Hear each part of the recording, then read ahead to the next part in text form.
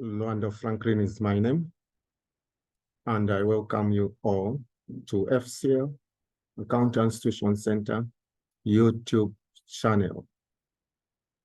I'm a lead tutor at FCL Accountants Tuition Center. I have vast training experience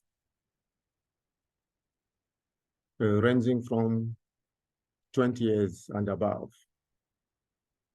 As such, you get quality content in this video. Today's video is centered on SBL and SBA, that is Strategic Business Leader, relevant to SCCS students, and Strategic Business Analysis, relevant to Zika CA students. In this video, we are going to look at the Porter's 5 forces. The Porter's 5 forces determines how profitable the industry is, or how attractive the industry is for both the new entrants, that is potential new entrants, and the existing businesses. So we look at a number of those 5 forces. So the 5 forces are potential entrants, it's a force. Suppliers, it's also a force. Customers, it's also a force. And substitute products, it's also a force. And the rivalry among existing firms. So basically, those are the issues that are affecting the profitability or attractiveness of an industry. Now, for today, we are going to look at the barriers to entry. Barriers to entry. So those are the threats of new entrants. The threats of new entrants entering the market. Because once they enter the market, it means the profits will be diluted and the market will no longer be attractive. So the barriers to entry into the market, if these barriers are strong, the barriers are very strong, then the existing businesses in the industry, they are protected because the new entrants have a challenge, have difficulties in entering the market. And as such, the market will be attractive. The market will be profitable. On the part of the new entrant, it means they will not enter the market because the barriers are very strong. If they force things to enter the market, these new entrants have challenges in breaking even because the cost will be too high. And eventually, they may find themselves out of business. Now, we'll look at what are those barriers to entry. One of them is economies of scale. The economies of scale refers to the amount of output the existing companies have achieved. Larger scale of output will eventually reduce the unit cost. Therefore, if the new entrants enter the market, they are also expected to get started with large-scale output. Otherwise, they will suffer cost disadvantages. When you are new in the market, it's difficult to start on the large-scale production because you do not have a greater market share. So that would discourage the new entrants. The second barrier to entry is product differentiation. When the existing businesses, they have differentiated their products. Their products appear unique to others.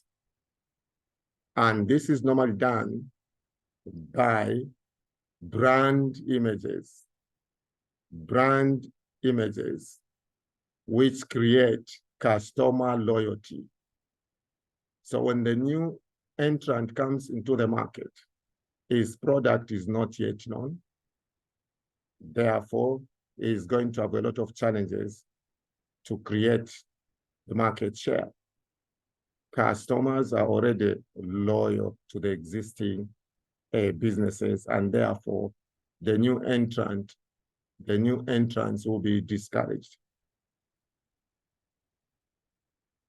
The third barrier to entry will be the capital requirement. If the capital requirement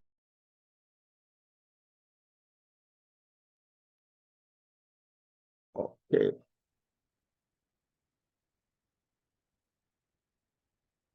So we are saying the third barrier to entry is capital requirement. If the capital requirement is high or substantial because the existing businesses have deliberately made the capital requirement high by investing in new technology. Investing in new technology. Investing in the latest machinery. Investing in costly processing. Then the new entrants will have problems or rather difficulties to enter the market.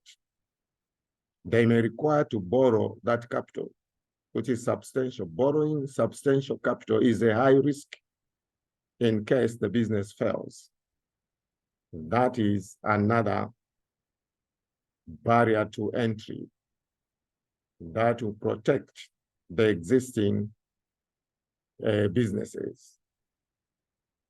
Another barrier to entry is access to distribution channels. Distribution channels will distribute the products of the manufacturers to the end consumer. These distribution channels will be costly or rather very expensive for the new entrants to establish. They are expensive and costly. Also, the already established distribution channels, they will pose difficulties for the new entrants to have access. And that will discourage the new entrant from entering the market. The other barrier to entry will be switching costs. Switching costs, these are costs that are incurred. These are costs that are incurred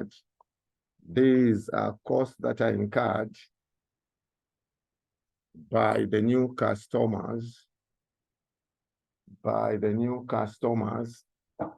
when switching when switching the supplier's product to another supplier.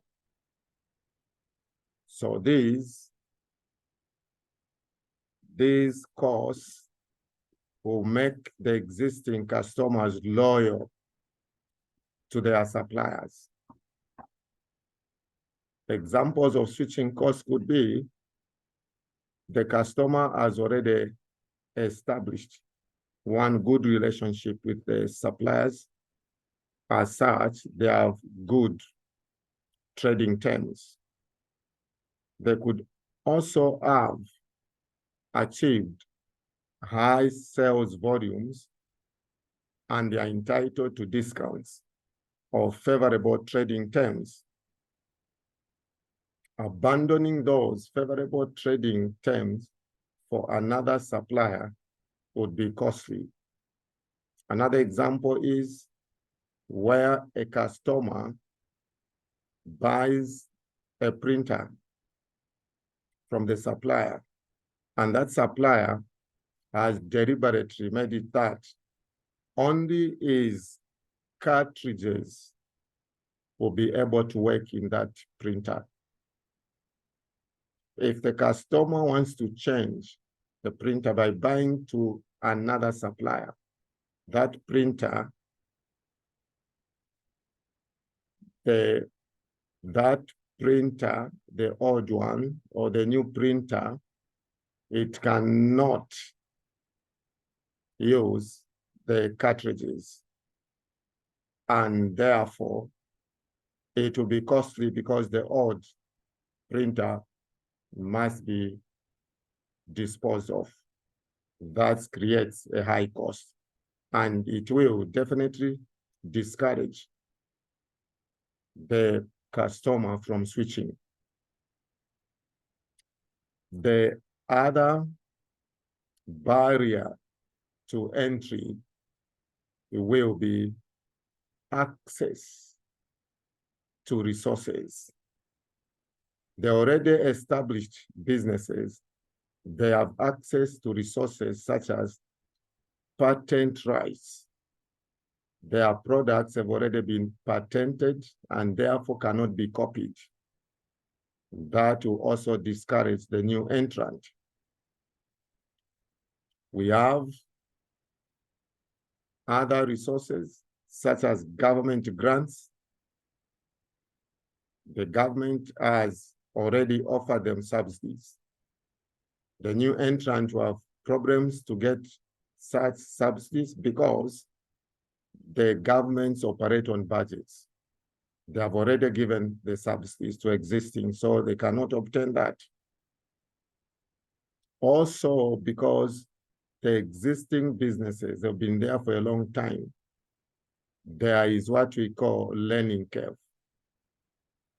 They have learned how to produce the products cheaply, and therefore they have eliminated wastage.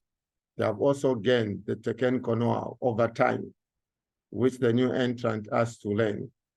So these, if they are strong, they will protect the existing businesses.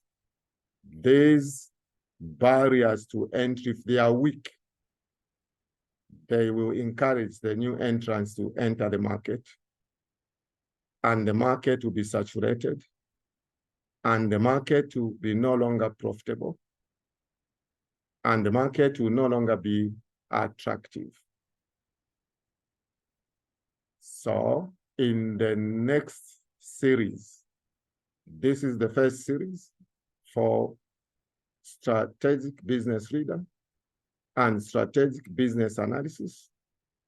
It is very important for you to check out for the second series because we'll be looking at the other forces. We have only looked at one. So in the next one, we shall look at the customer. That is bargaining power of customers. We'll also be looking at threats of substitute products. We'll also come and look at the bargaining power of suppliers.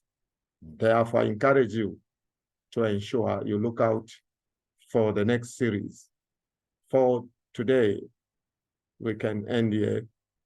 Enjoy the day and God bless you.